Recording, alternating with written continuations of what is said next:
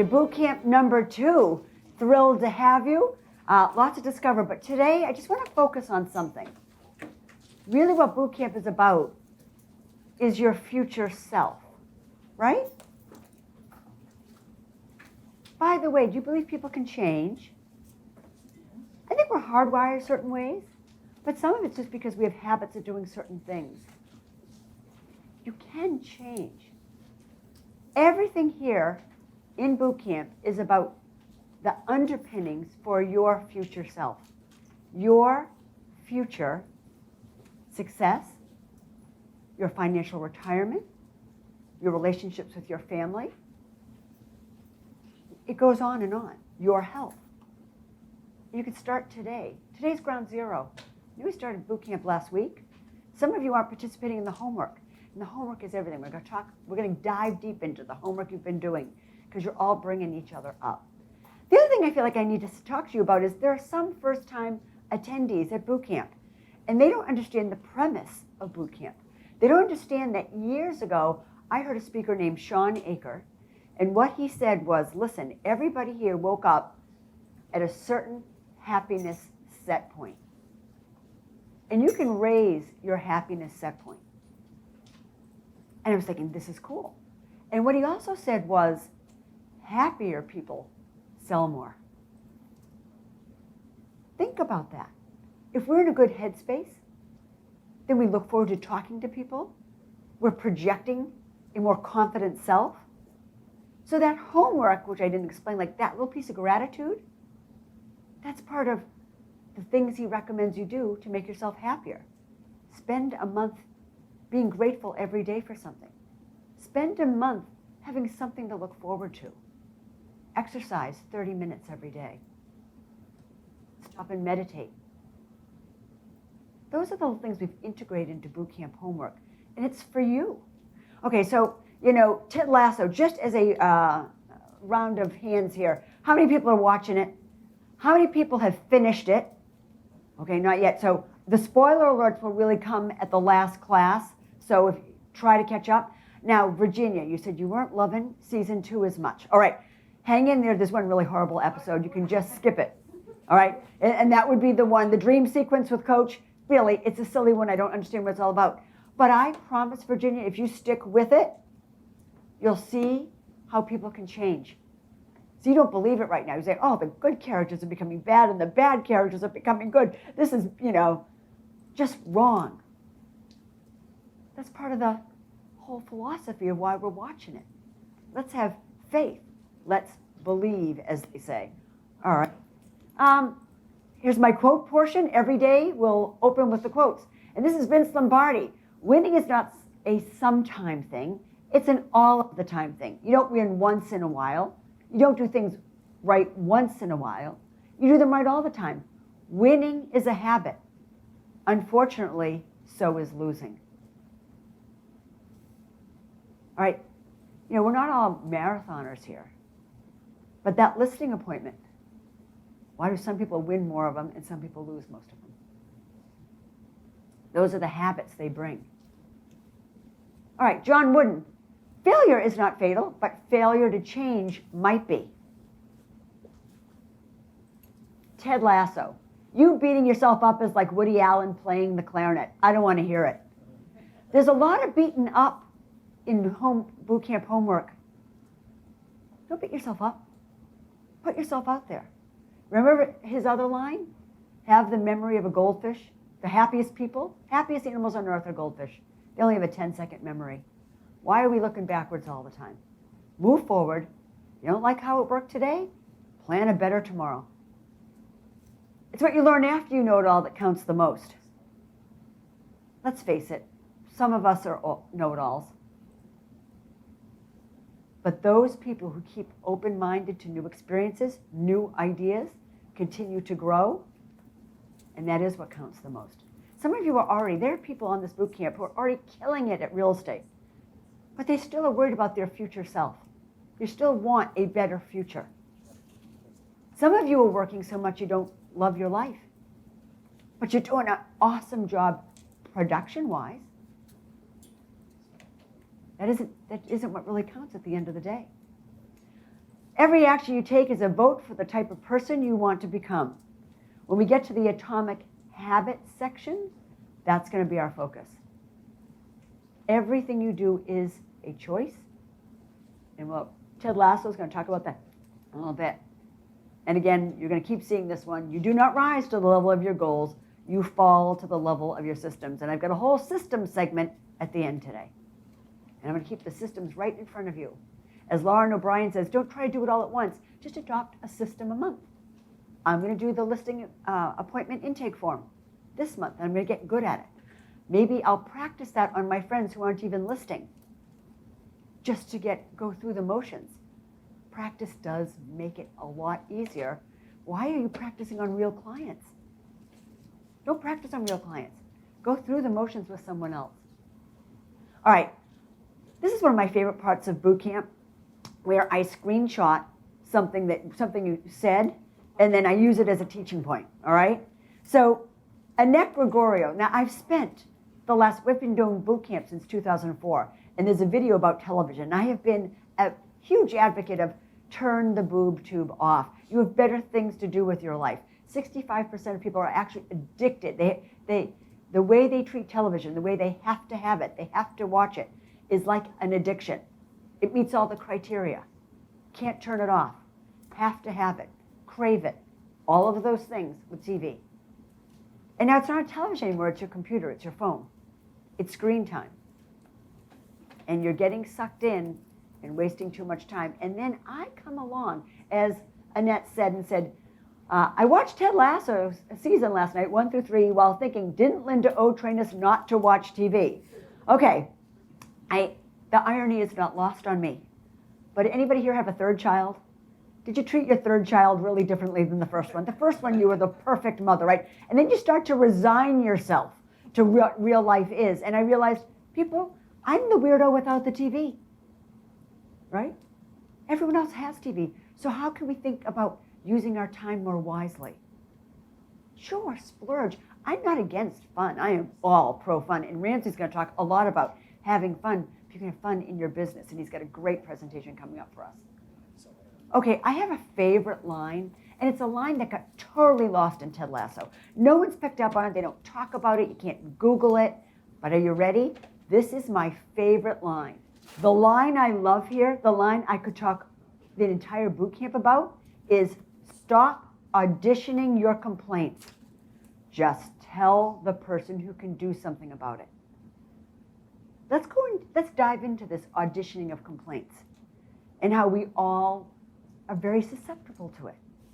What do I mean by that? Listen, when you feel aggrieved, you want to talk about it. But do you remember what one of John Wooden's rules is?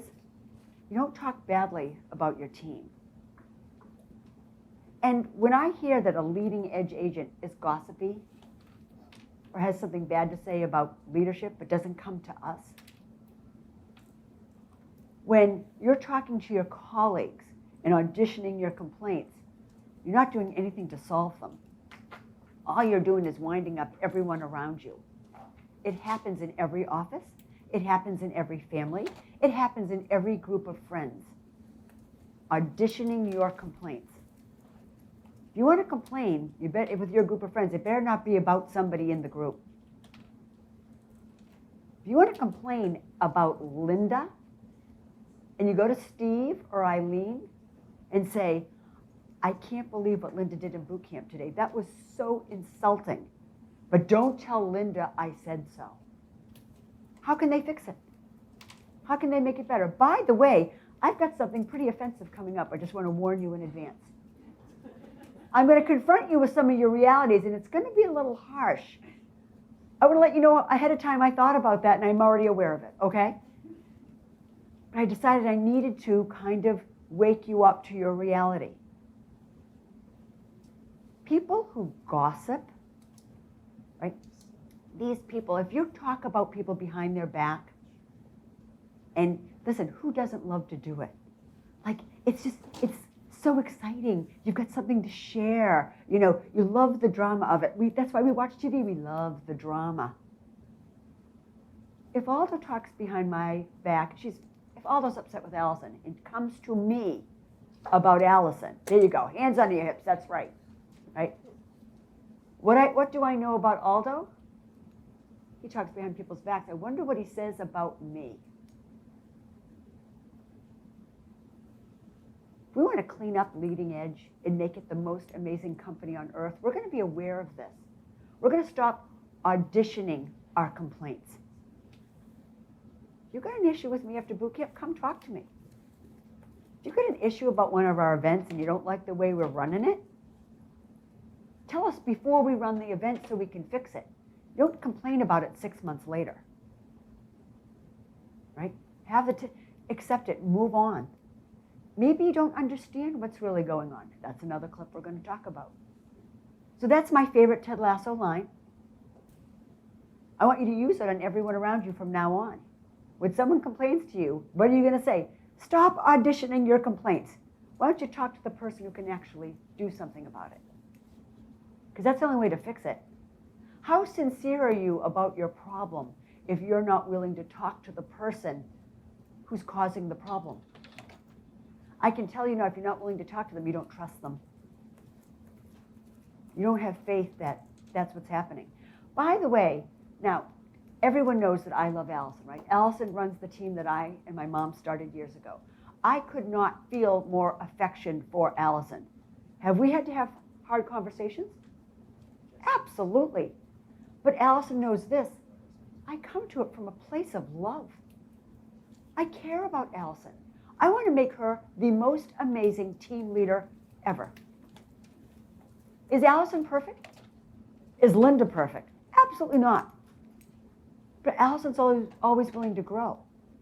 And I can have a tough conversation with her because she wants to. If you can't go to someone, you're just going to have to suck it up. Stop complaining. Go complain to your dog. Got to get it off your chest. Talk to your grandmother. But don't poison everyone around you, or the group you're in, or your family. Everyone, not to dwell on that, but that was really important to me. Can you tell? Because I really think that this is a special group, and we just need to be reminded sometimes of things that go on. All right, next with that, choice. Choice and habits all come together. Everything you do all day long is a choice. From the time you wake up to the time you go to bed. It is a choice. It is a choice whether you can have a good night's sleep and listen to things all night long and leave the TV on, or you're going to have something to turn it off so you can sleep in soundly. It is a choice what you eat. It's a choice if you exercise. It's a choice how you treat people. It's a choice how you position things. It's a choice how you react to everything. So today, later, when I insult you, okay, I'm just prepping you. You have a choice of saying, Linda's an asshole. Or you can say, you know, she might be right. It's hard to tell the truth. It's hard to confront your own reality. Some of us live in denial. You have a choice about your reaction. I remember Darren Hardy years ago said, where does energy come from? And people said, well, from a good night's sleep and from nutrition and when you exercise. And he said something that just blew my mind. He said, energy is a choice. Unless you're sick, unless you've got a physical ailment. You can decide to have energy. You can decide to throw your shoulders back. You can decide to get outside and get some fresh air. You can decide to project as an optimistic human being and someone people want to hang around with. All your choice. We had an agent who was no longer with the company and nobody misses her. And I once went to her going, your team's just falling apart. You treat them horribly. You know, you're quick to react and you're quick to anger. You know, you bully everybody around. And she said to me, I can't help it. That's who I am. That was her identity. She chose to be like that. There was no fixing that. She was married. She liked it. She liked the drama. So think about, do you like the drama? Are you addicted to that? Is that who you are? Or is this your chance to change? Is this your chance to think about, when I greet everyone, every interaction I have, people will be better off for having spoken to me. I just look at this room. When I look at Mary, who I know well, or the Durlings, of course, and look at this whole second row here. Julie, Lauren, Courtney. This just bubbles with enthusiasm, with positivity. Like this corner could just, like it's going to levitate all by itself. That's who they are. And I can go around this room. There are so many people in this room who just generate great energy. But that's a choice you made. Now, you didn't make a choice about where you were born, or who your parents were, or how you were raised, or what schools you went to, or what religion you are. You didn't make those choices when you were a kid. But as we grow older, we can make choices about everything. And here's the choice I want you to make. And this is a choice I made early in my career. I remember thinking, how can we do it better? I know this is the way I've been taught to do real estate. This is the way they're telling me at CEU classes. This is the way, my colleagues do it. And I kept thinking, I made a choice to think about all those little things in a transaction. Say, is this the ultimate way to do it? By the way, you have a choice here going, that redhead is out of her ever-living mind. That is not the way I want to run real estate. You have those choices. But let me tell you, I've spent decades really studying real estate to try to figure out the systems and better ways to do real estate. And I'm here to share what I found. And you have a choice to pick up what I'm putting down or to continue to do what you've always done, which will bring you to exactly where you are now and will not advance your future. All right, here's a Ted Lasso clip about choice. Resonate about choices? The other thing I loved what he said there, everybody wanted to gang up. Who's the dirty rat that went to the papers and talked about your deep, dark secret? We won't talk about it for those who aren't in. He's going, no, we're not going to do that. That's a waste of energy.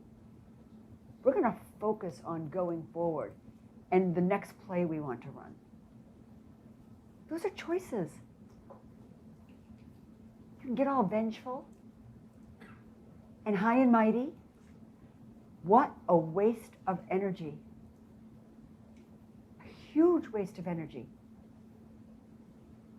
Instead, about putting that energy towards things that are going to make you better. And that's exactly what he did there. All right. I just want to say, and she's not here because she's doing virtually, I can't keep up with Diane Moore on the cheerleading that goes on in boot camp. She's ahead of me on every post.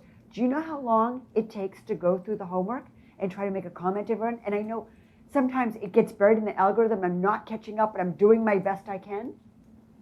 Diane has to be spending hours saying awesome things about you, finding ways to make you feel good about your decisions. Do you know what I noticed? Hardly any comments on her page. Guys.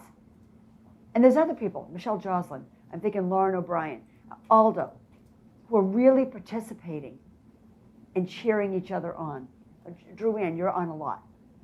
Virginia, probably lots more, and if I keep adding, I'm going to forget some of the people. But there are people who are just posting their homework and aren't contributing. And there's some people who aren't even posting homework, and it's not too late. Why am I asking you to do that? Isn't that the habit of daily writing down what you're going to do tomorrow? How long does it take? Right? Mary was like, sometimes I can spend 10 minutes on it, and sometimes I can spend a minute and a half, and I got it done. But at least she had a plan. Start today and start cheering each other on. All right, this came in from Drew Ann yesterday. I just was really quite touched. I just want to thank you for boot camp, for being such an inspiration, and for hiring amazing agents. What she's loving here are you guys and what you're giving back to her. I have so enjoyed reading everyone's homework. It has inspired me to make some great changes for myself and reach out to some agents to see if they will share with me some of their systems and tools to help better myself. I also want to interact more with coworkers in person.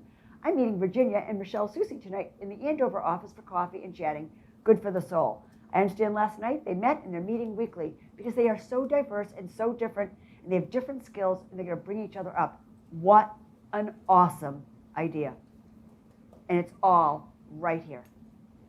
Next, Michelle Joslin, homework sharers always give the best ideas. I love reading everyone's.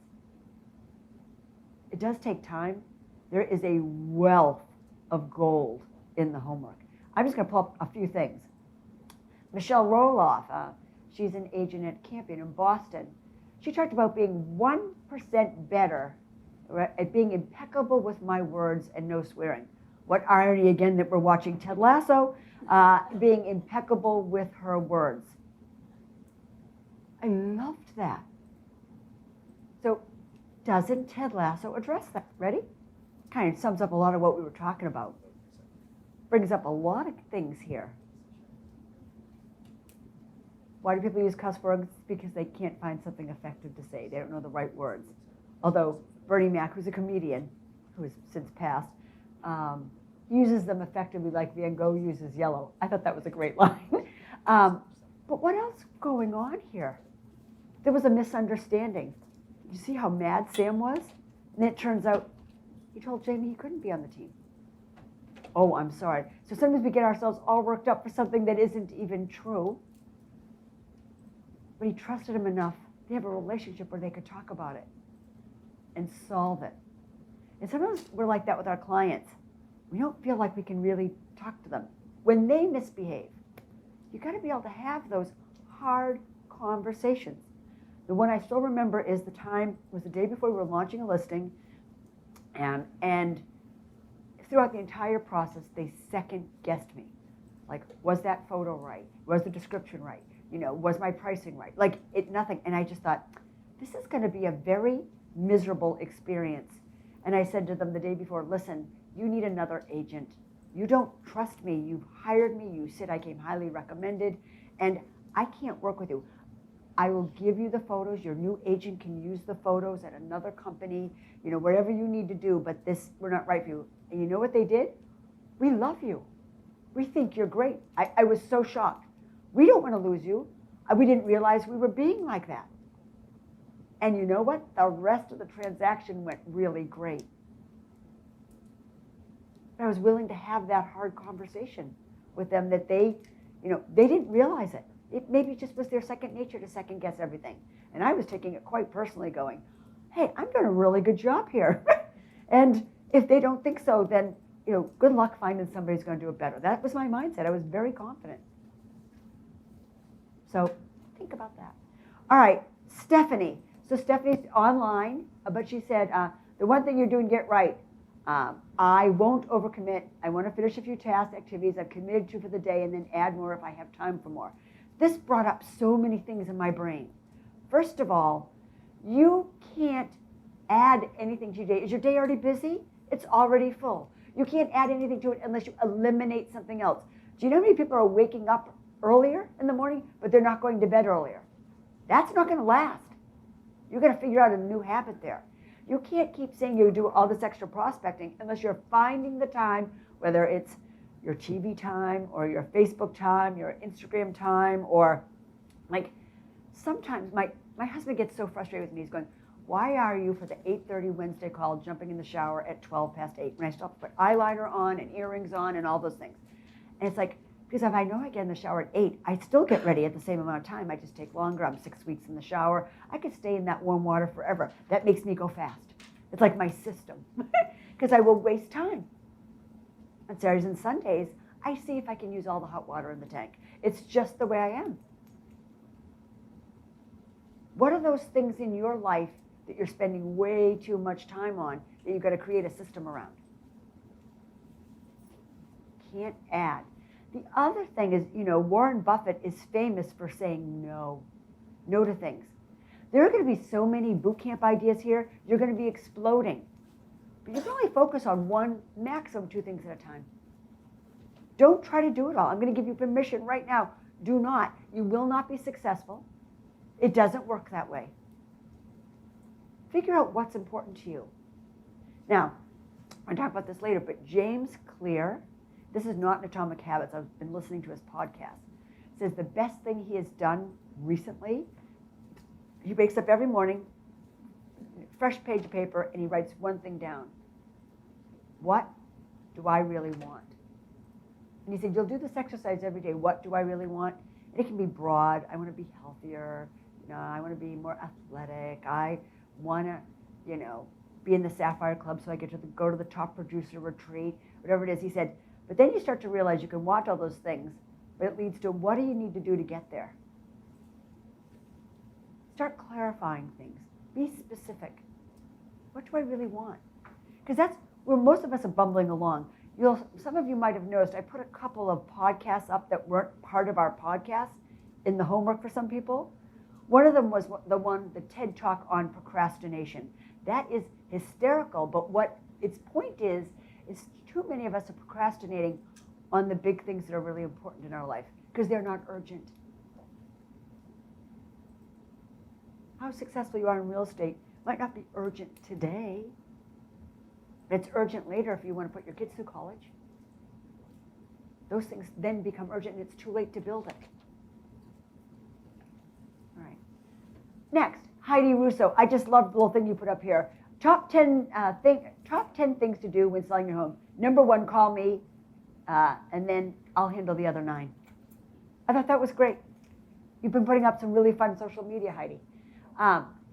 You're allowed 5 emotional minutes in a day, then you gotta be a gangster. Is that from you, Michelle? I just thought that was great. Listen, it's okay if things get you down. Don't bring everybody else down in the process. From Chris Carnevale, I game planned with my seller. I loved that verb. Let's game plan. I game planned with my seller. I thought that was great. I don't know Lauren, this was your comment that I liked so much. Leading Edge has all the systems already created because somebody was like, I need to create this system, I need to create this system. And she was going, if you get accustomed to using them, you will never turn back. Lean into what is already there for you. I'm not saying you shouldn't do your own newsletter, but guess what, guys? We have a newsletter. It goes out automatically with Moxie. What is keeping everyone from using systems is they feel like, I want to personalize it. It needs to come from me, right? I want to do it just my way. I want to do all the seller and buyer letters, and use their first name and all of those things and make it personal. And when you do that, how can you scale? Sure, you had 10 listings last year, but how are you going to do 20 if you're doing that? How are you going to do 30? How are you going to do 40 listings if you try to personalize everything? You can't. You have to lean into systems. It's the only way to scale. And this whole boot camp will just keep giving you little tiny systems that you can use to scale. Is this from you too, Michelle? I can't remember. Somebody put this up. What if you use the time you usually spend for overthinking? Okay. What if you use the time you usually spend for overthinking it to just do it? We question ourselves, we second guess ourselves. Do we write it right? Just get it out the door. Beth Clark, phone off by 9 p.m. Off. There are others of you who are taking the phone out of the room. You're not charging it next to your bed. It is totally reasonable for clients not to talk to you after 9. Now, if you have an active offer and you're still in negotiations, I get it. We've all talked into the night with a particular client. But on an average night, if they haven't already told you their offer's coming in, you do not, I'm giving you permission right now. When I when I was a kid, weren't the rules you never called anyone before like 8:30 or 9 in the morning and you didn't call anyone after 9 o'clock at night?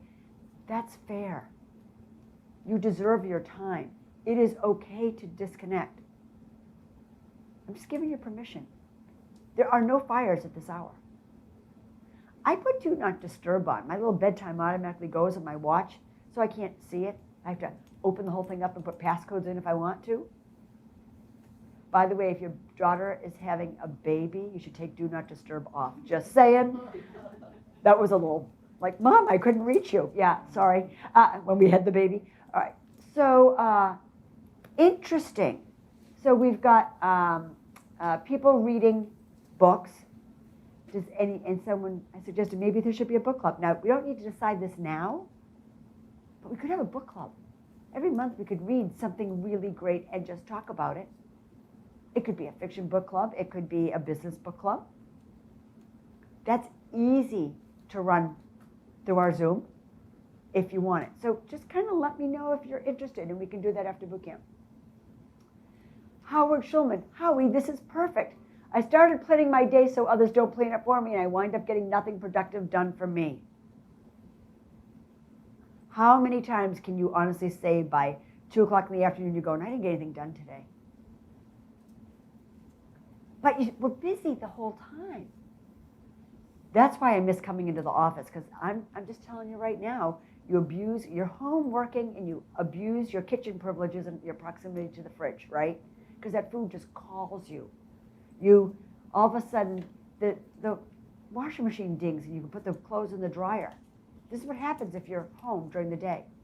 And once you're in the laundry room, the next thing you know, you're thinking, I've run out of soap and I'm going to put that in my grocery list. And the next thing you know, you're folding clothes and putting them away and noticing something you need to order on Amazon, and it's just stealing your day. It happens to everybody, but it doesn't happen if you have a plan. Heidi, I loved this too. I love Ted Lasso so much that I called and texted it to some of my sphere to watch. If you're enjoying something and sharing something, I think that's awesome. Zev, remind me when you come up to talk about your humor. Kristen Weekly, stop comparing myself to others. You can't help it. You sit here, you're thinking, oh, look what so-and-so's doing. Oh, they did more transactions. I had an agent call this week going, I was so busy last year, I thought I only did 20-some deals. I thought I needed a team, but then I saw other people doing 55, and they just starting to get a team. How can that happen? Stop. If you're busy and you need a team, let's start to build one. Aldo, follow through. I'm doing what I said I would, even when I don't feel like it, and today I didn't feel like it. Bravo. We're going to talk about your identity. I'm going to say right now that Aldo is going to do stuff even if he doesn't feel like it, because that's his identity, that he's going to commit. He's going to do what he said he was going to do. Because sometimes our identity is screwed. I'm not getting out of bed and exercising. It's cold. Yesterday it was too cold to go outside. That's why I posted that crazy little video going, it isn't. You just put warm clothes on.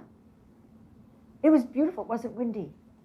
But we make excuses all the time to do things that we don't want to do. But my identity, I'll talk about that later, is I exercise every day. All right.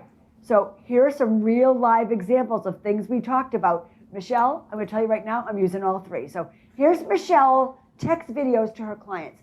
See what she does and how she does it.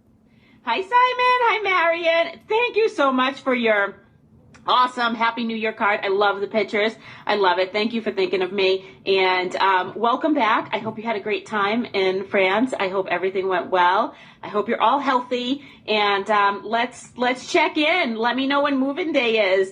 Again, Happy New Year, and I'll talk to you soon. Bye, guys. Who wouldn't want to get that? Was that just awesome? Ready? Here's another one. Hey, Nathan. Happy New Year. I was so excited to get your friend request. Thank you so much. Let me know when the best time to talk is. The last 2 weeks has been a little crazy. My boys had COVID. I've tested negative every time, thank goodness, but I still had to quarantine and all that stuff. So it was just a little hectic over the holidays. But let's get started. Let's get you a house. And I can't wait to chat. I hope the new job is going great. And again, Happy New Year. Give me a call later. Bye. There's no way he's not calling back. There's just no way. And then last one from Michelle. Hey, Scott. Happy New Year and happy birthday. I know I'm a couple of days late, but I wanted to take the opportunity to wish you a Happy New Year. I was hoping to see one of you guys when I popped by the office last week, but I didn't see the lights on. So anyway, we'll catch up soon. I hope you're well. And again, Happy New Year. Happy birthday. This is not scripted. Some people feel like they have to write down every word. When you do that, you can tell you're reading. It is death to a video. So she has a little in here. She's got her hat on. Maybe it wasn't her best hair day. She's just found, didn't she look adorable? Right? You can't help it. There's no way you wouldn't work with Michelle after getting that.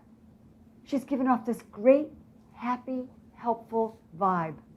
It's good energy. It's great energy. All right, where's the Lauren O'Brien's birthday message? I love this. Short and sweet. She's going, okay, it's really, what would you call it? Corny. It's wicked corny, and it's what made it awesome and memorable. I'm telling you, this guy did not get a better text. Hi, Janet. I hope you're doing well. I wanted to just wish you a personal happy birthday. Isn't that great? But how simple is that? She threw a party for Janet. But no one throws party for adults. I just thought that was just a little bit different. But you got to be brave to be a little different, right? And I don't think of Lauren O'Brien as like the super extrovert. She's not. She's a listener. So that was a big deal for her to do that. Tell me, Lauren, what was the response? I've actually sent 4 out this week, and everybody has, before when I sent my texts out, they would be like, thank you. Now it's like, oh my God, we love that. Best birthday greeting I've received. Thank you. See, So a lot more interaction. You're not on the mic, but I will tell you what she said. So before she used to send birthday texts like we do, and she said, sometimes people would respond or say something nice, but this was the best one I ever got. Thank you so much. That was fantastic. Very different response. And you have that in your control.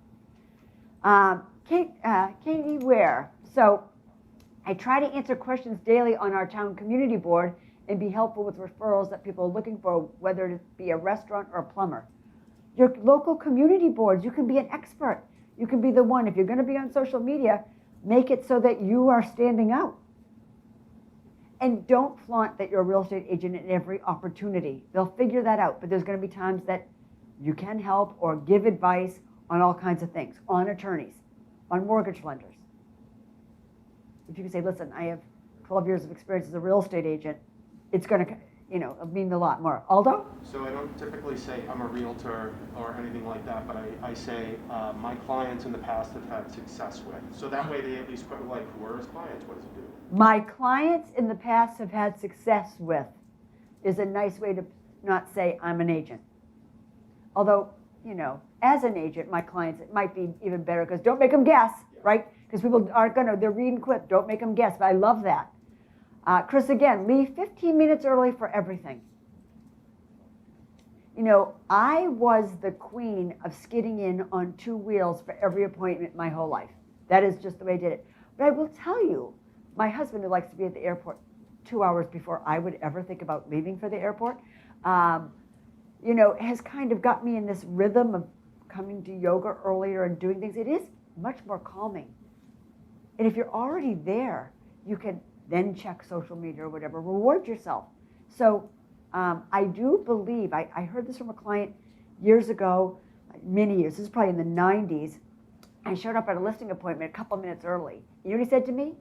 Thank you. I've had 3 other realtors there, not one of them was on time. I was like hired because I was on time. But what he said to me, the follow-up was, I know I can count on you. When you're late, can people count on you? Just saying. Lauren again. Using the upstairs bathroom during the day, getting in more steps and flights of the stairs. Guys, that's just changing little things that'll create a little bit more cardio. I thought it was great. Jerry Farrelly put this in, and this is about married couples, but this is just how it is in your client relationships. If you see a married couple still in love through the years, you may think how lucky they are. But in marital relations, there's no such thing as luck. They made many compromises. They overlooked each other's faults. They forgave many mistakes and endured many problems. They spent years learning to understand one another. Love has never been a matter of luck. It's mutual giving, compromise, shared dreams, care, respect, mercy, and patience, which is the same as it is with your clients. Julie, this really struck me. Enhancing business.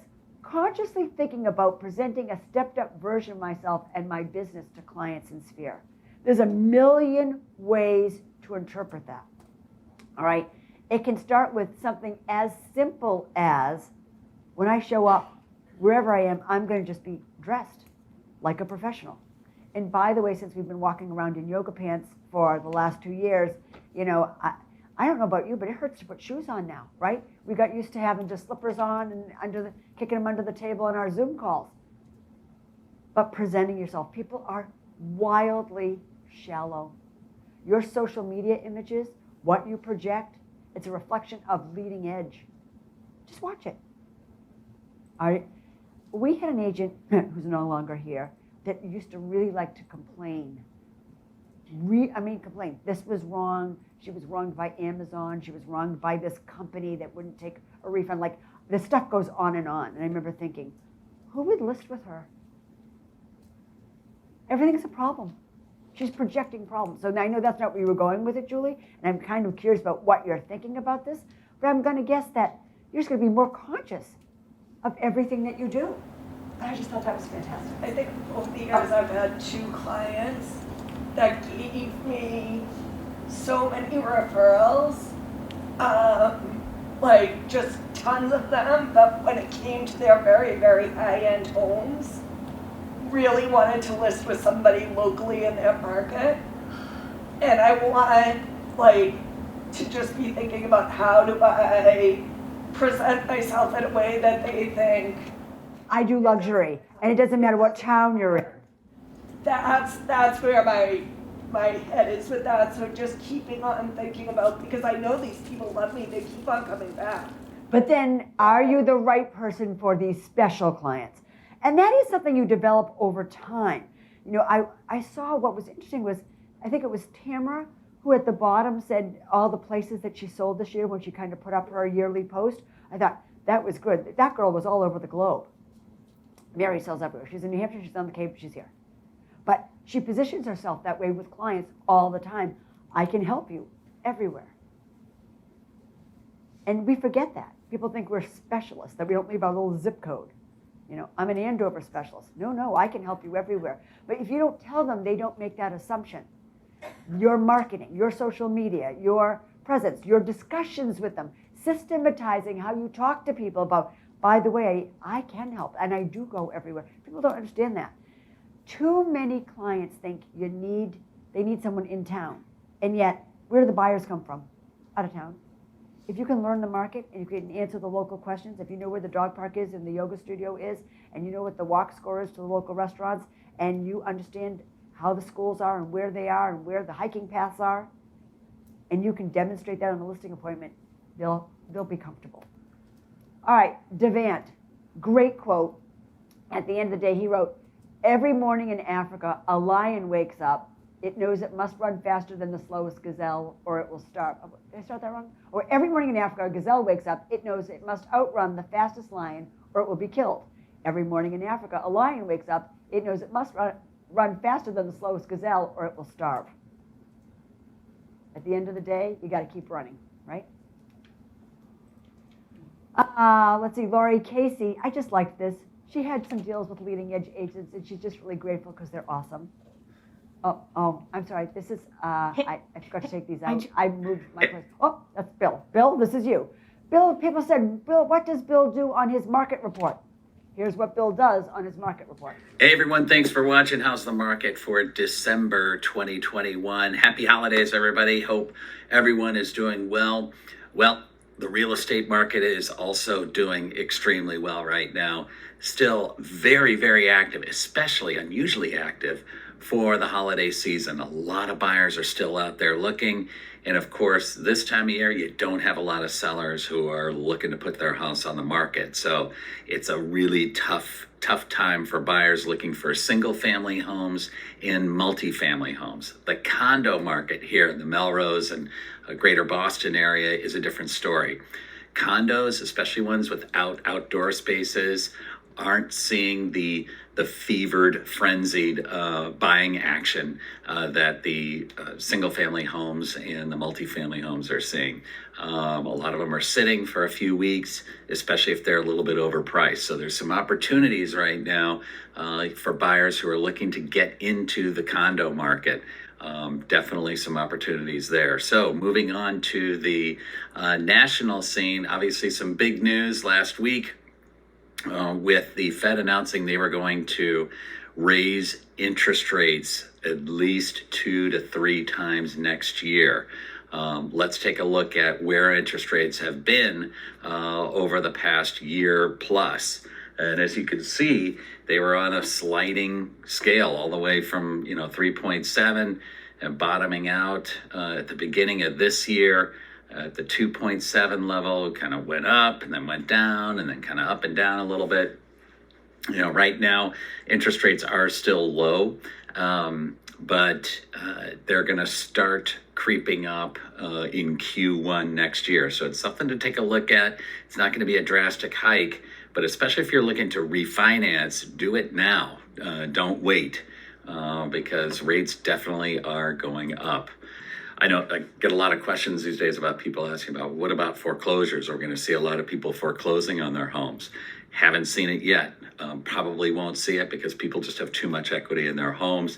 You take a look at this slide here, percentage of distressed property sales going back to 2012 during the recession. We had 35% of sales were distressed. That's an unbelievable number. Right now we're at 1%. So not a big cause for concern there. So if you have any questions at all, please feel free to reach out to us. Check out my YouTube channel. We have some great short form content there. For example, the top 30 questions that buyers and sellers ask. Go ahead and check that out.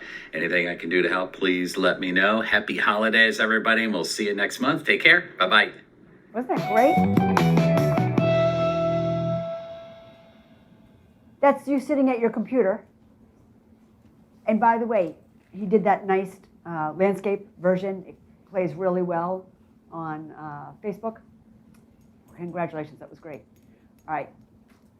Oh, I'm going to have to skip that today. We're running. Okay, Cozy Up with Coffee and Real Estate, Melanie Lentini. This is what she's doing. This is brilliant. You could do this too. Would you like to be in the comfort of your own space with your favorite drink and an easy conversation with a local realtor that has over 21 years of experience? That is it. Go to my website, sign up, and let me know what time works for you. I will answer all of your questions, give you my best advice, and we'll have some laughs along the way. I'm sure Zoom link will be provided. I'm sure. Zoom link will be provided after you sign up. See you soon. If nobody ever signs up, what has she just told the world? She's an expert and she could talk about real estate. It doesn't matter if they ever sign up. How easy is that? Rip off and duplicate. Zev, you come up here? Because Zev put something in his homework, and I said, would you just explain that? Hi, good morning, everyone. Hi, how are you? So I'm kind of one of those know-it-alls that Linda was talking about. So I was excited about boot camp. I knew I was going to learn stuff, and it was going to be great. I didn't really appreciate how much it was going to really affect my day, my week, my life, in short term at least, hopefully long term and permanent habits. But when I thought about optimizing by 1%, I thought about my mornings, right? And I thought about my nightstand and optimizing that. And what I found was by doing that, it really gave me an opportunity to accomplish other goals. So I have a lot of checklists that I do every single day. One of my checklists is Zev's daily wellness checklist. And I kind of set up failure into these checklists where I say, I have 13 items. If I hit 10 of them, I've won the day and I should feel good about it and move forward. And by optimizing my morning, I was able to get like 4 of them off the list, like almost by the time my feet hit the floor. And that gave me the opportunity to hit all 13 in the first day in stride without trying, which gave me the goal to try to do that 2 days in a row. And then I did it 3 days in a row. And then I really got to see, for me, the benefit was, I was hard on myself when I had a realization that, one, by setting it up with 10 out of 13 every single day, I was disincentivizing myself to do 3 things that I know are really essential to my wellness every single day, right? I'm saying I'm done at 10. So 3 things that I know are good for me I should do, I don't do. But what I thought was even worse, and it's all in the positive spirit because I'm growing from all this, is that even worse, subconsciously, I was telling myself that I can't be the 13-13. Like, I can't be my best self on any given day. Like, I should stop at 10, like, it's the best I'm going to accomplish and feel good with that. I gave the analogy in my post. It's like, I think of it more like cheating now, and at best, it's like bumper bowling. Like, somewhere in there, I kind of felt that my efforts were going to go in the gutter and needed like a bump towards the pins or something like that. So I think you asked me to kind of go over how that's changed. So my daily wellness checklist starts with actively reading my husband's job description. So this came from my wife. I work off of these daily planner checklists, and my wife said, hey, write a job description for a husband. And this came about, some of us when we're not our best selves, or maybe we're a little tired or we're overworked at home and we're dealing with our family, maybe not in our best way. And then a client calls and we're like, boom, cheery, perfect self. Nothing pisses off our family more. I'm sure that was my experience. My wife said, why don't you write a job description for like being a husband? And it was a great idea. So I wrote this job description. And then I wrote a book report. The name of the book is Man Baby and His Pesky Monkey Sidekick Ego. And that's a book report I wrote about a fictitious book, which is essentially me being my worst self, right? So, and in the morning I wake up and I read something that I wrote about my potential to be my best self and what's at risk of being my worst self. Now, something that's interesting about these two things is they're on the same piece of paper. I have the potential to be either on any given day, and it's important to remind myself.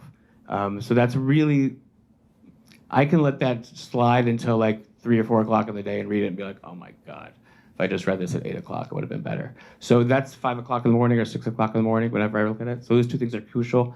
Then my feet hit the floor. I do floor exercises. So that's new to me. I would normally think of like the gym as something, and now I just kind of exercise throughout the day. So it's 30 push-ups, 10 in the morning, afternoon, evening, 20 squats, and 30 sit-ups. So those happen throughout the day. And another way to make sure I hit all those goals is that I've aligned them with the next one, which is my formal prayer. So I pray formally 3 times a day, which means it's in a book. It's written by someone else, not me, a long, long time ago, and I read that and have that connection. So I found that if I do my exercise right before I do that, it enhances all of it, right? So I've tried it both ways, before and after, then it's definitely better to do the exercise before.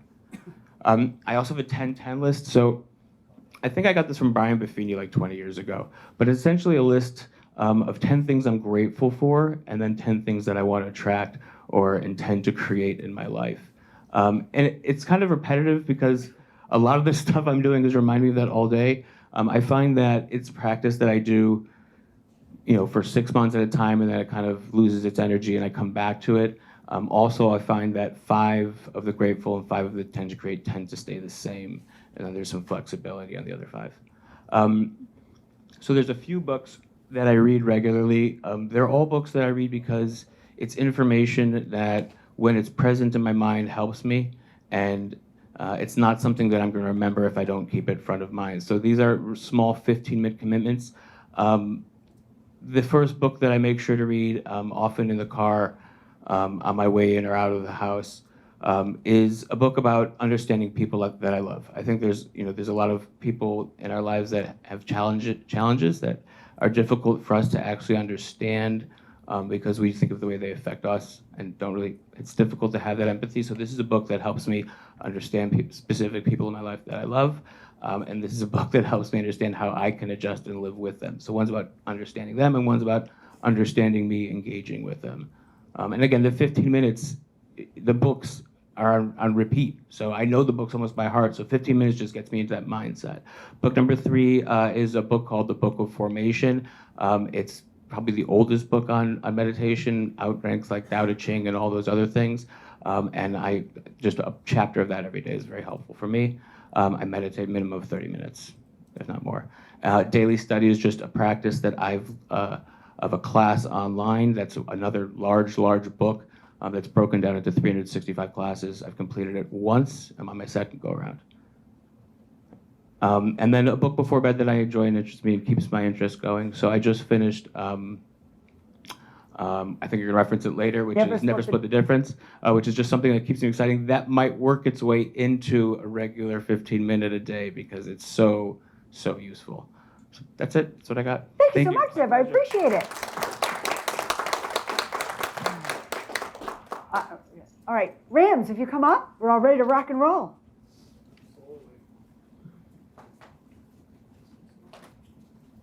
So let me introduce Ramsey. Ramsey, some of you know, is my nephew. This is a guy who wants to figure it out himself. When I took Ramsey skiing at the age of 6 years old, he had never been to the top of a hill. He escaped. He went off into the chairlift all by himself because he can do everything. Matter of fact, when he was 3 years old, his line was, all my by self. That's what he was used to say, right? So he gets to the top of the hill. I catch him, and I say, Ramsey, do you want some help going down the hill? And he said, oh no, Auntie Linda, I watched the Olympics. I know what to do.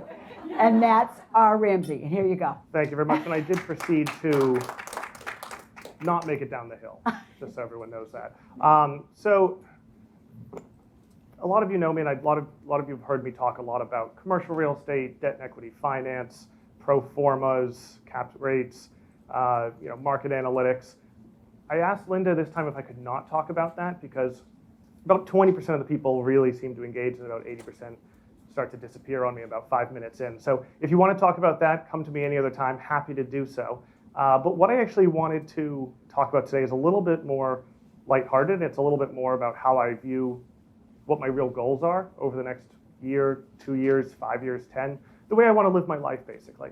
And so the way to start with that is to, I would say, really figure out what you suck at, and we'll get into that in a little while, and move on from it, and figure out the people around you that can assist, the places that you can fill the gaps of what you're not good at. So I always wanted to start with this. I've always wanted to be a top producer, but I also have the attention span of a toddler. That's a tough combination. If you guys know, in the Melrose office, if you see me walking around, and Bill knows it well, Bill, how many times do I pop into your space every day? Way too many. That's the answer. And then Lorraine and everyone else feels the same way. So the first thing that I want to do is I sat down and really tried to recognize my weaknesses. By recognize one's weaknesses, you're opening yourself up to focus purely on strengths. And then the problem with being well-rounded is that you don't have a real competitive advantage. You don't have a differentiator. The reason that most of our clients call us, the reason that we wind up getting these buyers and sellers, is not because we've done something that's consistent in the way of like, well, I really want to work with them because they seem to be good at this and good at this, good at this, good at this, and good at this, and they seem like a nice person. It's usually something that made them want to work with you. It might simply be that you really have unbelievable marketing, and they see your marketing all around town, and Bill Butler doing his videos in Melrose. People work with him because they see him as a thought leader in real estate in Melrose. I know you just got a referral from someone in Texas, Florida, who really just called him because they were like, well, I Googled Melrose real estate and all your videos popped up. So we're all doing something particular to our business that is differentiating us and it's making us better, and it's getting us out of the herd. And the whole goal here is that if you focus on those weaknesses and you try to build up those weaknesses to get better, all you're really doing is becoming pretty okay at everything. And what I want us to focus on, what I want us to think about is, what's my differentiator? What am I special at? And how can I focus on it? So to start doing that, you have to start with what you suck at, because you have to get rid of all those items. And this was a really easy one for me. I find it's a lot easier to write the list of what I'm terrible at than what I'm good at. We often also, especially for me, have a longer list here than our skill sets. That's okay. So attention span, multitasking my way to getting nothing done. I'm extremely good at working on everything, so nothing happens. That's a consistent issue for me. My organization, I've built a lot of systems because I'm naturally not very organized. Consistent marketing has been a problem for me. I really find that I like to do what's the next new exciting thing. Someone has a good idea, I want to try it. What really works is 18 months of the exact same thing over and over and over again. It's why when someone sends out a postcard for a little farming and they decide to try it twice and they go, it doesn't work. That's going to take 2 years. That's going to take a lifetime of business for those kind of things. And so I'm not very consistent with that. My time management kind of goes along with the rest of it. The whole back of house, MLS, paperwork, contracts, getting paid on time. I probably won an award the first year that I went off on my own for never getting paid the day my closing happened. That was not my best skill because I was always missing something at the end of the day. And then updating my database, organizing my clients and everything else. And so what I've had to do from this list is recognize it. I've had to get better at it. I can't not do okay in the MLS. I can't not have the contracts correct.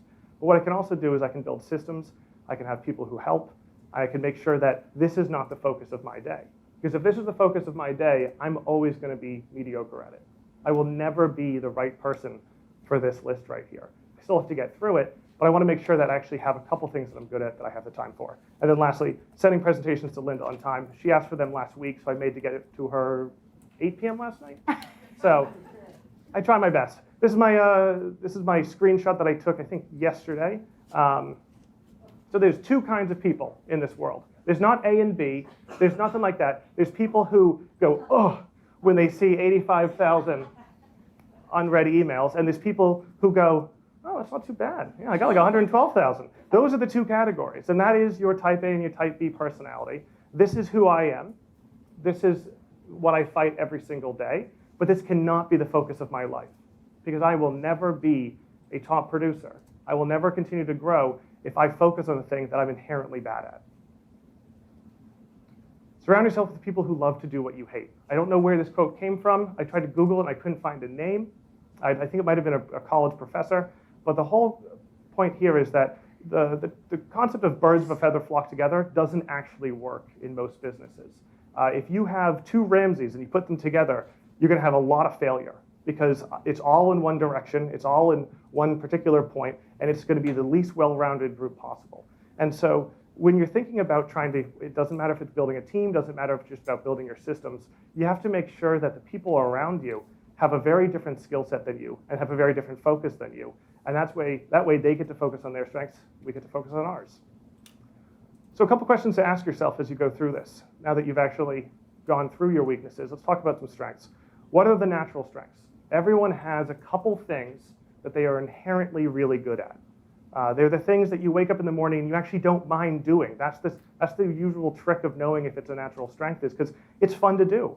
You know, if you were really good at a particular sport and really bad at another one, you're probably going to enjoy the sport that you're naturally good at a little bit more. And so what are the things in business that you do on a daily basis that are naturally easy for you, and it just feels like you're always on top for them? And then moving into, do those activities or systems that you are naturally good at produce the bulk of your business?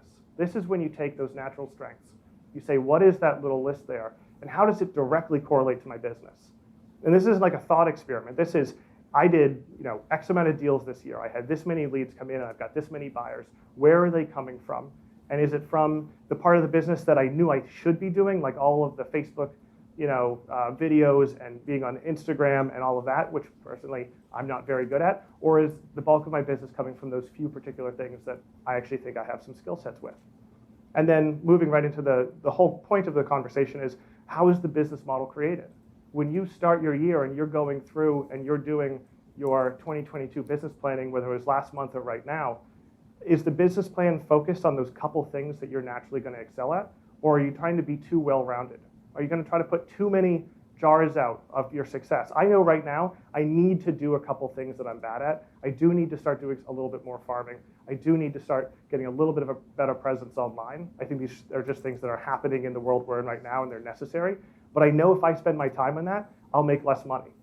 I need to do it, but I need to spend 80% of my day in my sphere and my past clients and my network, because that's what I'm successful at. That's what I like to do.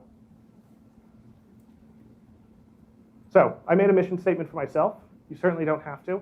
A lot of corporations make them, and they're usually terrible. So I'm not going to follow this too closely. But what I tried to do is I tried to take my list of what I'm good at, take my list of what I'm bad at, really look at how I want to run my business, and I came up with this. Everything I do, including what I do for fun, should build business. And the reason I did this is that at the end of the day, I want to focus on things that I enjoy that are also productive for my business. If something doesn't work out, if I do something that just doesn't produce any business at all, well, I had a good time doing it, so at least it didn't suck. And then if it actually is enjoyable, I know I'm going to consistently do it. If you decided to start working out heavily in January, the people who are successful are the ones who say, I'm going to try to do Tuesdays and Thursdays at the gym, and I'm going to try to eat a little bit better. I'm going to try to drink a little bit more water. The people who are like, I'm going to work out 5 days a week, and I'm going to eat kale all day, have already failed. It's already too late for them because they made too many changes. It was too monumental, and it wasn't incremental. If it's not incremental, it's not going to work out. So moving on to another topic a little bit, Parkinson's law, which is one of my favorite concepts, is work expands to fill the time available for its completion. If you have 4 hours, you have 4 hours, and you're going to get it done in 4 hours.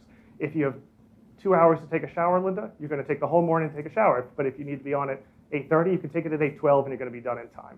This is the concept that both ruins our life and also in the business world, and also once you establish that this is going to happen, you have to continue to fight it, can make a huge difference. So I look back and I think about when I started in 2013, the first couple of years, I really wanted to produce. And one of the main reasons was I was living at Nana's sun porch, and it was getting cold, and there was no heat. So I really needed to get my own rental. I really liked eating food, and I didn't have any money left for that. But I also really just had this desire to be successful, and I looked at it as the compound effect. The more I do now, the more successful I'll be later.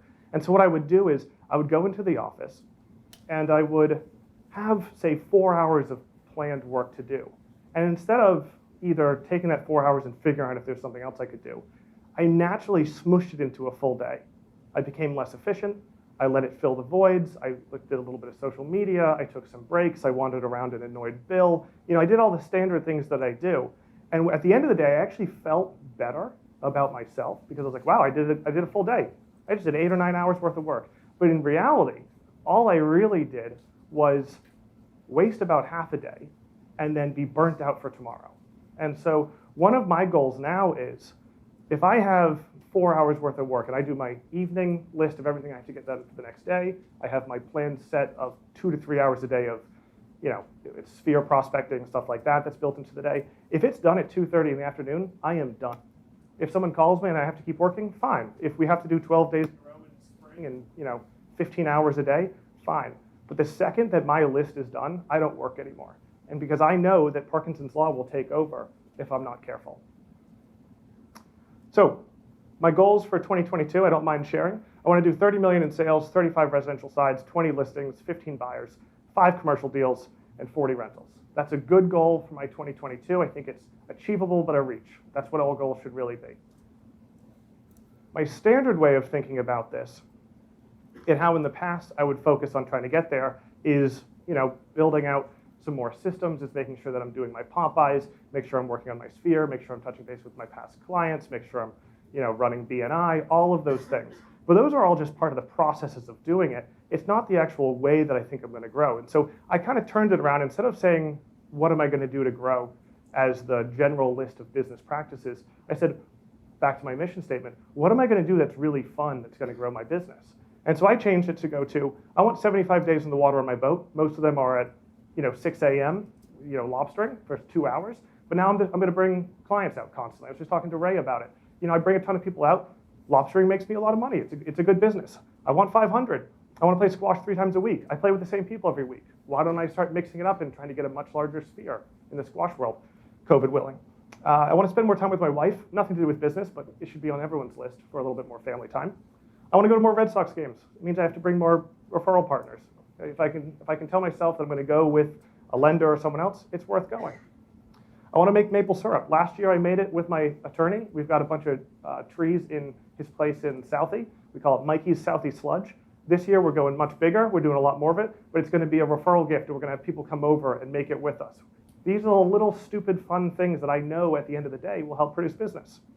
I want to grow lots of new vegetables in my garden. I want to travel. I want to host big dinner parties. I want to camp in the Harbor Islands. I want to pick up mountain biking again. I want to go sailing. The list goes on and on and on. And what the list really is the things that I love to do that get me connected to my sphere, that get me connected to my past clients, that will ultimately grow my business.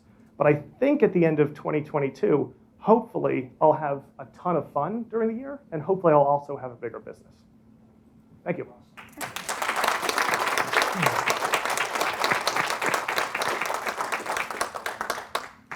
I will note that our friend Ramsey is the producer in our Boston office already and comes to all the award ceremonies. But I love the way, I think I'm a boomer, and we're known for, if you can keep working, keep working, keep working. And I've learned a lot from Ramsey going, you can take a break, enjoy it. But have you ever, I know he didn't do this presentation, but at past presentations, he does a calendar every week. He knows exactly what's happening. This is my prospecting time. This is, I do my to-do list here. And he follows it. Because like he said, he has the attention span of a toddler. He underrates himself. He doesn't. No, I do. I think he's a little hard on himself. He gets a lot done. When he needs to get it done, he gets it done. So thanks, Ramsey. That was great. You went through this stuff so fast. Didn't you want to hear more about hosting big dinner parties? Ramsey, I actually, if you would come back, I'd like you to talk a little bit about this. Because you're just hosting dinner parties. You've got groups. Talk about that, because that's where the business is coming from. It is. Is this on? Oh, yeah, perfect. So I love hosting dinner parties. I love to cook. And I used to just do them for friends. And COVID has ruined a lot of it, but and I'm hopefully going to be back this year. But basically what I do is I try to do about 10 to 12 a year. And I try to do 10 people each time. And then they're a whole event. They're usually 5 to 10 courses. And what I've been doing lately is I've been putting in different people that I think should meet each other. And one of the strongest things about a sphere is it's a spider web. And if you're at the center of it, if you make a connection out from the edge, it's kind of strong. But if you make a connection off to the other side and then they connect and you're in the center of it, that's how you become the center of the wheel. That's how you get a lot more business out of it. And so I will probably do $100,000 at a dinner parties a year. That's kind of the goal. And they cost a lot. They're a lot of work. I lose the day beforehand. I'm in my apron for like 12 hours working through it. But at the end of the day, I really enjoy it. But it had to stop just being for fun. And now it's both. I really enjoy it, but it's good You business. said a mean table too. I mean, you are. Oh, I've got all the silver. It looks nice. But I know it, and it's a really formal thing for me, and it's really enjoyable. And I'll do my roof deck events. I do stuff in the spring. I do different ones now we actually bring out 2 boats and we do them on the Harbor Islands. And it's a whole it's a networking thing that I enjoy outside of it. Can you just talk a little bit about where you meet these people? Now, remember when he arrived in 2013, the only person or people Ramsey knew in Boston was yours truly and our family, and they all knew he didn't know what he was doing, so they weren't going to Ramsey for anything, right? Yeah, I got no leads out of the family. So, I mean, my entire networking mindset is you have to put yourself into the space where the people, and I don't want to just call it a price point, it's more than that, but the people that are in the range of what you're trying to do are also in that space. And so I focus, it's the clubs, it's the associations, it's the locations, and it's the consistent, I would say, recreational activities. It's the squash, stuff like that. And then I'm a firm believer that no one really actually invites people to do anything anymore. And so, if I meet someone, I'll be like, would you like to come to a dinner party? Everyone likes to come to a dinner party. And so it's mostly about the ask. And then, like I said, making sure that they actually kind of come into the family, which is this large sphere, this large referral group that, and I never make an ask. I've been told many times that I'm supposed to do taglines and I'm supposed to actually ask. I don't think I've ever asked for a single referral. It just doesn't I'm just not comfortable with it. But the position is that, we were talking about this earlier, they're going to know you're a realtor, Aldo, if you're just posting on the page. And if you're helpful, your time will come. And every single time, and the warm lead business is entirely focused on, you don't know when it's going to show up, but it's going to happen if you're consistent. We come from a tradition of dinner parties. We come from a tradition of inviting people over. He said something really important here. When was last, pre-COVID, a lot of people don't do that anymore, but we always did. I've invited my clients to dinner parties. But you're meeting new people. I want to talk about how you get to that next step. You're in a BNI group, you're at the University Club, you've just joined the Quinn, but think back in 2013, 14, how were you meeting new people? It's a very good question. The one thing I actually always ask is, and I don't know if this is truly the answer that you're looking for, but if I meet someone interesting, the next time I invite them to anything, they need to bring the invitation is for them and someone that they like, that I should know. And so like for the perfect example, I'll take people lobstering 30, 40 times this summer, and I will bring my favorite attorney, my lender, somebody in the sphere or whatever else it is, and I'll say, can you bring 2 interesting people? Because I'd like to know them, and I'm trying to grow my sphere a little bit, and I want to do something that's fun. So if you have 2 people who would love to go lobstering, I'd love to bring you. And that's been a push for me, and it's okay to treat it a little bit like business. I don't think the blurred line of fun and business, I think, is okay to cross as much as you want, as long as you're having a good time doing it. But that's been my big push. And that's actually why I keep on joining new things, is because the next person that you meet introduces you to the next person, and that's just how it grows. So talk about like the boat. You dip your toe in the water. That's kind of, play on words, so to speak. But you didn't have a boat, but you started on a boat. Talk about. Yeah, so we started on a boat share, and then we got a 1989 boat that the Coast Guard told us politely in October a couple years ago that it was time to go home and never bring it back out. They brought us in that day, and then we bought it. Then I split a boat with my attorney, and we actually have a literal board that with my attorney and we just fill it in of every time we make each other money, because he's the other side of it, we pay off our boat, and as we get closer to paying this boat off, we're probably not going to put the money into a separate account, but we're going to treat it as the new boat, the next thing, whatever the next activity is going to be. Can you talk a little bit more about squash? Now you took up squash. You're brand new. This is not something you grew up playing. No. So you were willing to be brand new at something. Well, it's like going back to what you suck at. So the University Club I just joined, it's not even very expensive, but it's just a club downtown in Boston, and they're a squash club. And I tried at 27, 26 when I first started. And you do look like an idiot. It's like taking adult swim lessons isn't fun because, everyone's swimming by. It was like that for a couple of years. But frankly, I started playing squash, one, because I wanted something to, be athletic downtown. But 2 is I have never met a squash player that isn't doing well, because it's a sport that they can kind of take on. They do, they play during the day. It's a lot of games where you can't have, set hours. And so the the people that you meet on those courts are very interesting people, and I took that as a bit of a business decision those years ago to say, I want to be around these people, and it seems like a good activity. Now, you've also been really involved in your condo. Yes. Right away, you got yourself invited to be a trustee. I think that a condo association is the same as your neighborhood, and if you're not highly leveraging the small area around you, you're making a mistake. So we are in a 33-unit building. I treat that like, a section of Melrose, and if you're doing a farming to that area. And so became the trustee, and then I would say that if, numbers aside, it's extremely productive for the people around you to know you're in real estate and to trust you. And it's not exactly fun. Like, I still get all the 7 a.m. calls for leaking pipes and everything else. But from a business point, it was a very good decision to meet those people. But you've also taken the roof deck and made it a garden. You garden outside. Oh, it's my building now. Yeah, I've taken every single common area. Yeah, I just send them the bills. I'm the gardener. I am the holiday decorator. I am the plumber occasionally. At roof decks, anything. I just send the bill to the association because it's a lot of fun. Okay, and game nights. I'm very interested in what your game nights are. So if anyone knows my wife, they know that she is an extremely impressive Quizzo and Jeopardy person. She was actually on Jeopardy. I like to tell everyone that all the time. So she likes to host these things, and basically it's the same goal as the dinner parties, where you don't need to know everyone at a dinner party, and you don't need to know everyone at a game night. And so when we do the game nights, when we try to build these little fun evenings out, half the goal is about a third of the people I shouldn't know. Because it needs to be a good ratio. So the structure of these things always has to be most of the people in the room know each other, so it doesn't feel like everyone's just getting to know each other, just meeting, that awkwardness up front. And then you blend in that extra third of people every single time. And it's just, again, it's fear driven and it's fun. And we usually win because I'm with my wife. That is awesome. Well, thank you so much. Wasn't that fantastic? Thank you again. All right. I will tell you that I went long, and I have a choice of two things. I'm going to skip the Atomic Habits. You will see that on a Friday near you. And we're going to go right to systems, because I really want to play on systems. At Leading Edge, we have systems. A lot of you know about them. Why aren't you using them?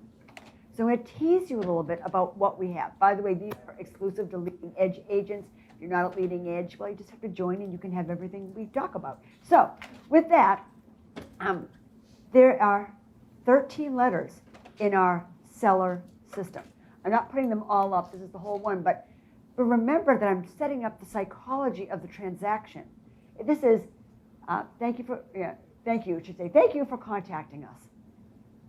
They've called you out on a CMA. What are you going to cover? You're going to call preparation of the house, maximizing your equity, making informed decisions, determining the right price. You're setting how you do these things. You're setting expectations for the seller out of the gate. And by the way, your competition is not doing this. Right out of the gate. You're the only one. But all of these letters are to position you to be the smartest agent that they absolutely must hire. The 12 biggest mistakes sellers make when hiring an agent. Who doesn't want that stuff?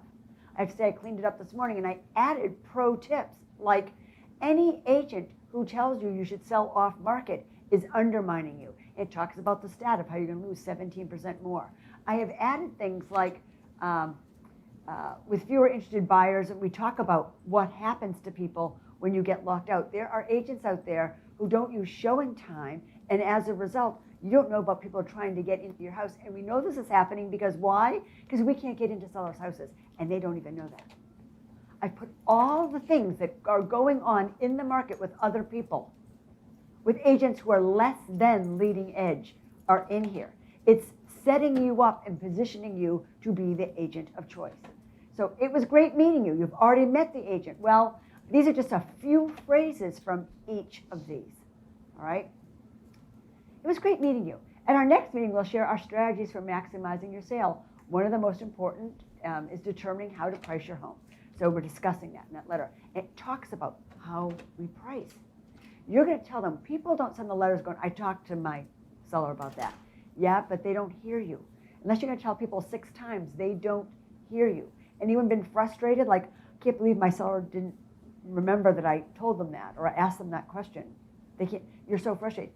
All the things that need to happen are in these letters. And if you're using them, if you're going to increase your activity, you can be assured, I'm sure for lenders, I've seen lenders do the same thing. Here's what's happening next. The anxiety in a transaction is because people do not know what's happening next. And you're telling them up front. Get over yourself that they have to be personalized. If you heard Allison last week, she was very specific. She checked it off in her input list. Let me tell people we have this set of letters. Not everything will apply to you, but I want you to read them. Now, you've heard some of my past seminars, and it talks about people like a choice. People like options. And I was thinking about that.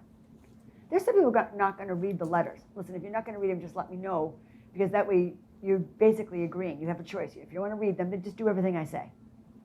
I would kind of, with a sense of humor, say something like that. You don't have to read them.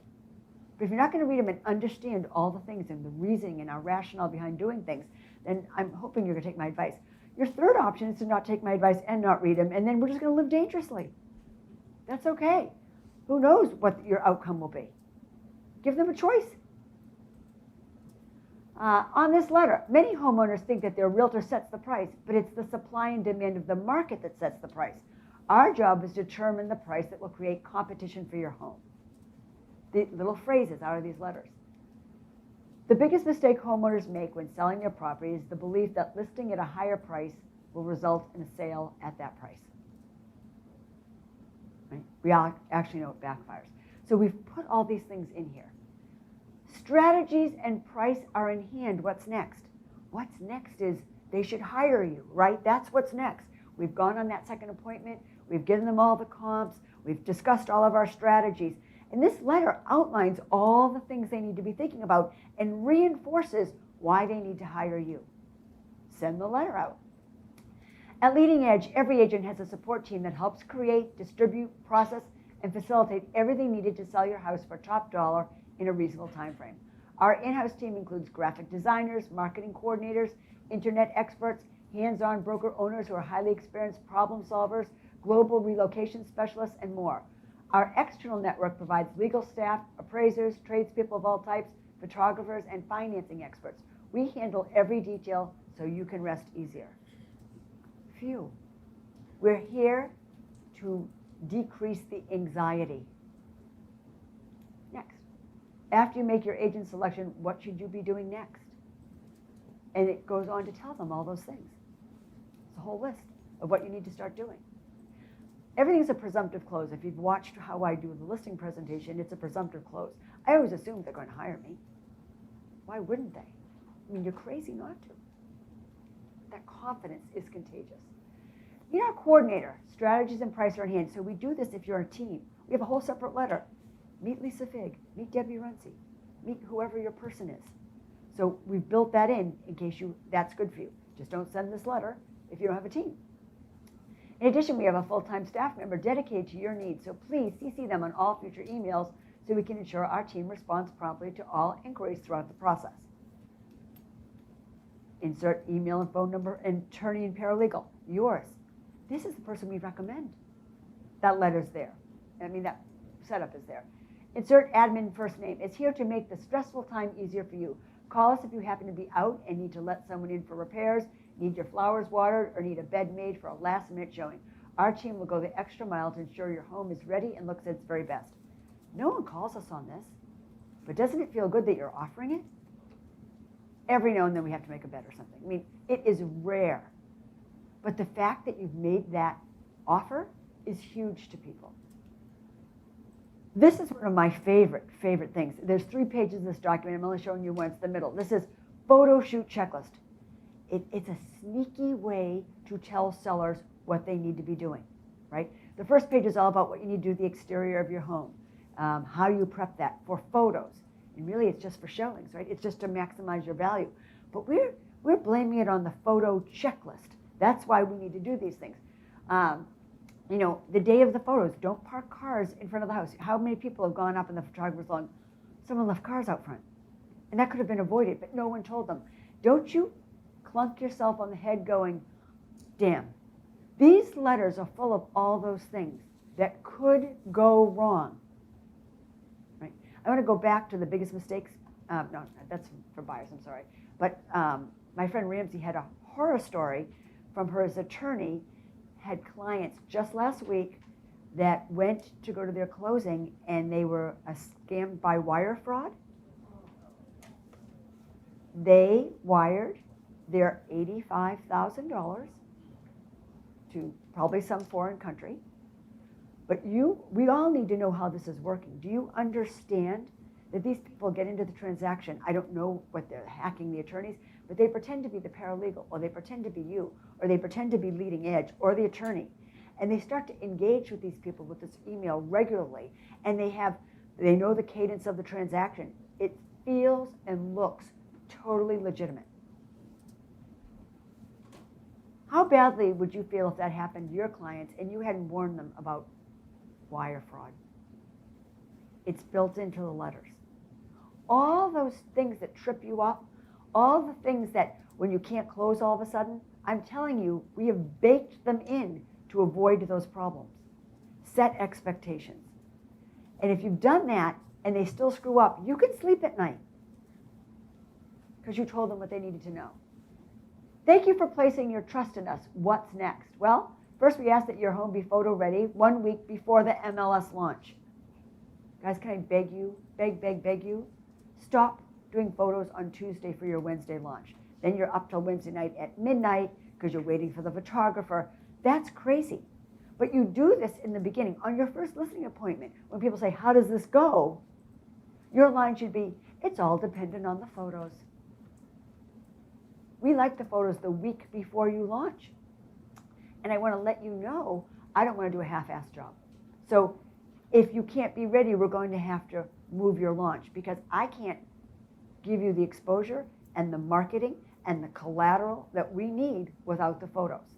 So if you haven't painted in time, you haven't cleaned up, and the stager hasn't been able to get in, that's going to delay us. And by the way, the photographers are backed up.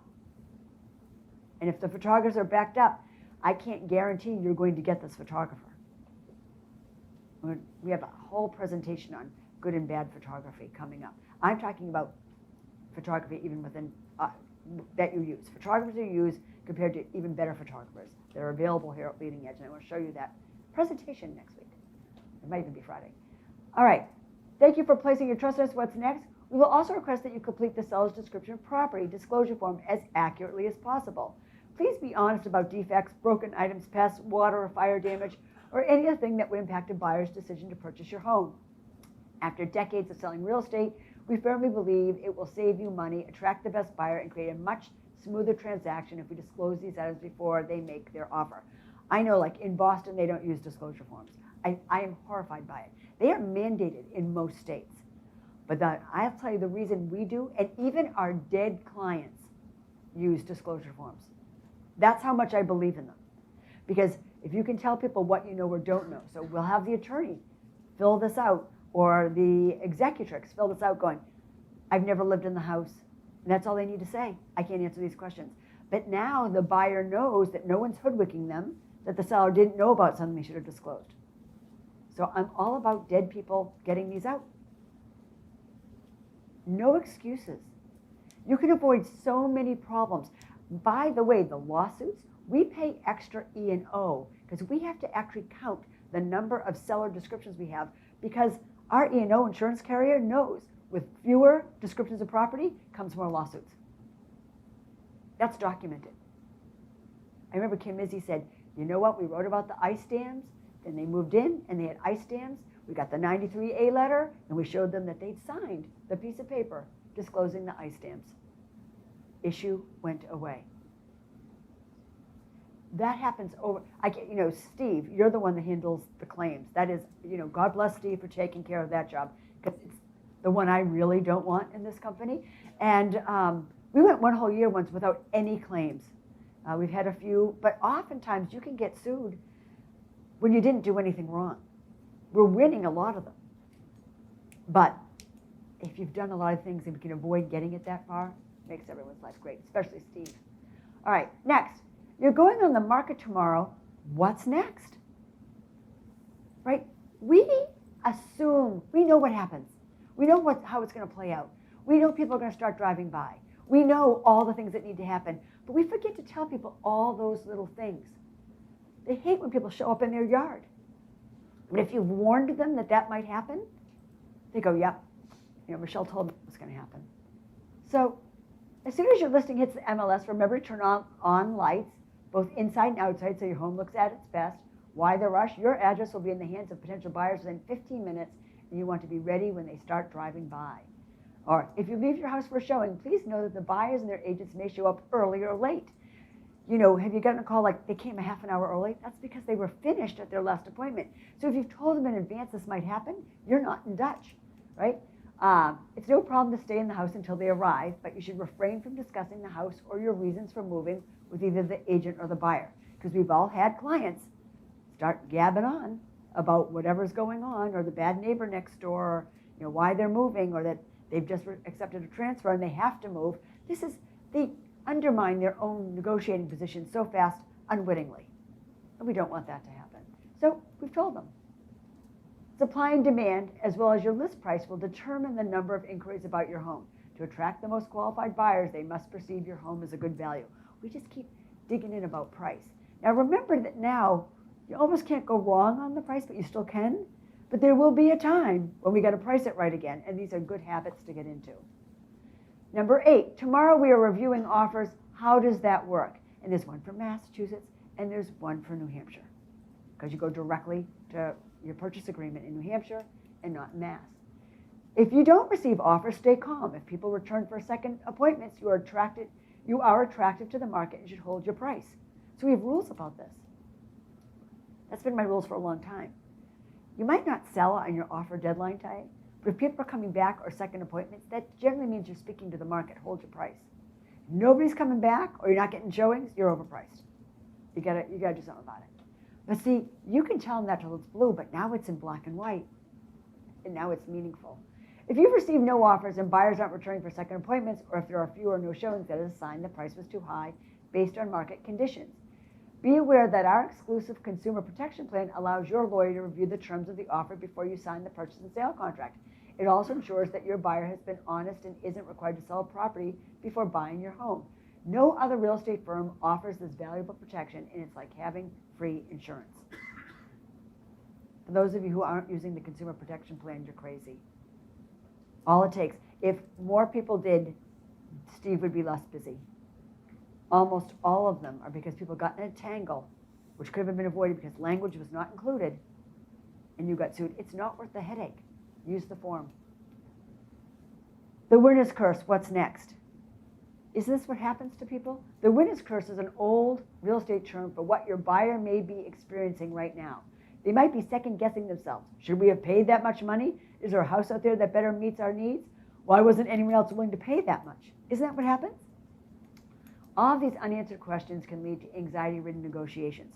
We're just telling the sellers this so that they're more cooperative if something comes up to work with the buyers. Every seller feels like they're in the catbird seat, that they don't have to play, they don't even have to be fair. I mean, some sellers are really tough out there. A nice little gentle reminder. Congratulations, you have an accepted offer on your home. If your buyer has a home inspection, this can often be a frustrating period during the sale process. Don't sellers hate that? So let's talk about that. This is a very long letter. It talks about all the things you need to be thinking about.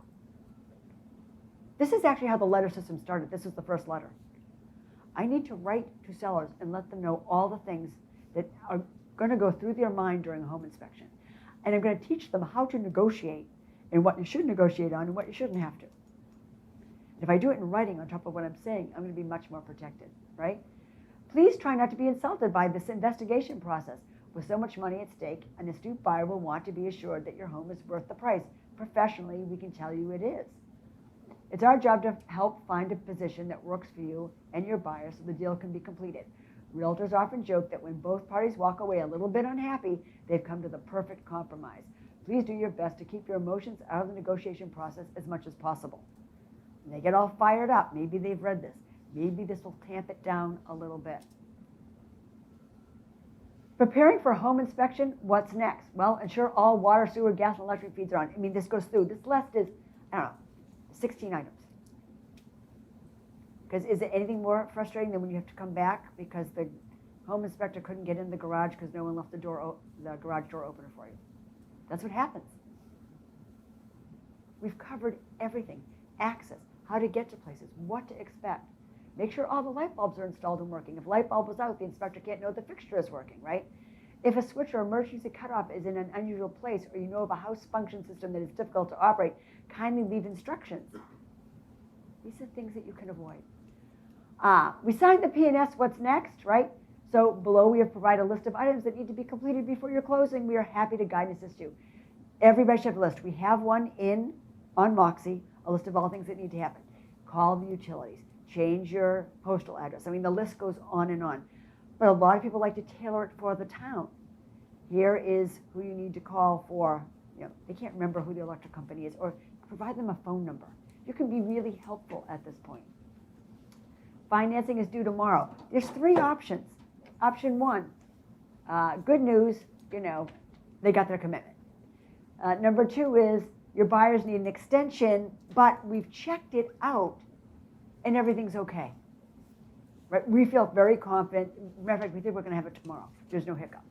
But sometimes, and this is where we go wrong, we say, they need an extension, and we don't dig into why. Because have you ever noticed that some deals never close? There are lenders out there willing to promise the world. And you know what? It's not their house. It's not their time and energy. If they get the deal, they make money. If it doesn't, they don't make money. But they string you along, and then they fail. The best lenders, I'm looking at Costa here, all the people from Cross Country, Chris Callahan, who we just love, Joe Pags, all those folks. There are great lenders out there. And what you want from them is a quick no, not a long, slow no. Those are the people who identify the problems up front, say you're going to need to wait a year before you can get a loan. Those are the lenders. By the way, in the buyer documents, we've got documents that actually support the lender on things not to do while you're applying for a house. And good lenders have the same list. But this one, your buyers need an extension. We received a financing extension request, and the buyer's agent did not provide reassuring information.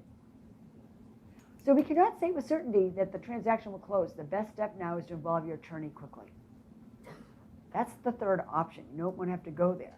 But don't mix up 2 and 3. The good agents understand the difference. We're closing next week. Do you know we had a closing where people didn't have a valid ID and they couldn't close? You have to wait to go to the registry. These things actually happen to people. How stupid would you feel? You could have sent this out. Let the attorney know how you want to receive your money at closing. They walk in and they go, I can't wire it that fast. The plans haven't been made. Make sure utilities are scheduled to be canceled as of closing, right? Buyers will expect the home to be broom clean. Just remind them of all those things. Please ensure it's clean before the walkthrough. Because sometimes they think it just has to be cleaned for closing. And then you're in a disaster at 4 o'clock the day before. It is not reassuring. Then you just have to do another walkthrough. We did it. We're always flattered when former clients contact us for any reason. Put us on speed dial for tradespeople, home services, or any real estate matter. It would mean the world to us if you trust us enough to let friends, family, and colleagues know we are available to help them as well. We're asking for the referral. Oh, and by the way, if you've had a positive impression of us, would you please leave us a review? We really have tried to think of everything to support you, to make the leading edge clients ecstatic about working with you. I know that you are discussing a lot of this, but we slip up. When we're really busy, you can overlook something that causes this panic, that causes anxiety, that causes a really nasty phone call. And so we'd like to avoid that. So we had 40 people at yoga the other day. If you were one of them, that is awesome. We are doing movie trivia yoga again on next Monday. This was Rocky IV, which, by the way, I can't even watch a fight scene. I answered to boot camp homework. I could not watch that movie at all. Not my thing. But Dave picked it. Dave's a funny guy. I hope a lot of you thought at least he amused you a little bit. But we're watching The Thomas Crown Affair, which, by the way, is a sexy, awesome thriller. I picked that. But hopefully you'll like it. Please join us. Howie said he didn't die because the first time he did boot camp yoga, he said it was death by yoga. But we had some people new to it. Remember, if you're lying on your mat and breathing, you're doing yoga right. I was thrilled to have new people starting yoga. We're walking the Charles River tonight. at 4 o'clock. Last year we had the most magnificent sunset, but we talk to people. I meet people who I'll say, where'd you get that deal? Oh, I met someone on the walk last year and they didn't realize this was my market. That's why these events are in person. And then I'm going to end this way. Stop auditioning your complaints. Just tell the person who can do something about it. We walk away with that. We're going to have an amazing day and an amazing week. I will see you all on Friday. Bill Butler is going to be Never Split the Difference. He's got a presentation all done in advance, Ramsey. Just want to let you know. Ready to go. And Nancy Pilata will be with us next Friday for the finale. And I think we have Ann Mann and Knock-Ann Goldstein and Kristen Weekly talking on next Wednesday. So we have a great boot camp lined up. We'll see you. Take care.